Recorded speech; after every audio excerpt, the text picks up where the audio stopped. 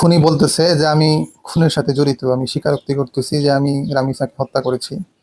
কিন্তু আদালত বলতেছে তোমার জন্য 10 দিনের রিমান্ড মঞ্জুর করা হোক, তোমার জন্য 10 দিনের রিমান্ড আবেদন করা হয়েছে। একটা খুনি সে স্বীকারোক্তি দেওয়ার পরেও তার রিমান্ড কি জন্য প্রয়োজন, এর উপযুক্ত কোনো উত্তর আমার কাছে নাই। আপনাদের কাছে থাকলে আপনারা এই উত্তরটা কমেন্টে জানাতে পারেন।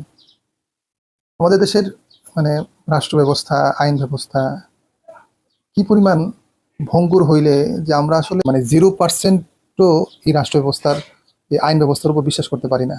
এজন্যই একজন ভিকটিমের বাবা স্পষ্ট বলে যে আপনারা আমার মেয়ের বিচার করতে পারবেন না, কারণ ইতিপূর্বে রেকর্ড নাই। তো আসিয়ার কথা মনে আছে? আসিয়ার অভিযুক্ত যারা ছিল তাদের ব্যাপারে এভিডেন্স সহ সবকিছু 100 হয়েছে। তারপরে দেখা গেল 1 বছর ধরে তার যে ফাঁসির রায় হয়েছিল, এটা যায় রায়টা ঝুলে আছে 1 বছর যাবত। আপনি চিন্তাও করতে পারবেন না আমাদের যারা আইন কানুন, যারা আইনে প্রক্রিয়ার মধ্যে থাকে, যারা অ্যাডভোকেট বা জজ, তারা কি পরিমাণ খারাপ মেন্টালিটির মানুষ। একজন ধর্ষক সে স্বীকারোক্তি করছে যে আমি ধর্ষণ করেছি, আমি তাকে মেরেছি।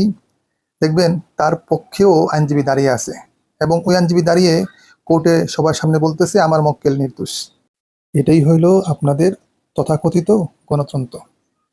আর আমরা যখন শরীয়ত, ইসলাম কিংবা শরীয়ত ভিত্তিক রাষ্ট্র কায়েমের কথা বলি, আপনারা হাসি দিয়ে উড়িয়ে দেন, ঠাট্টা করেন, প্রশ্ন করেন চুরি করলে কি হাত কাটবে? বোকা চোদা।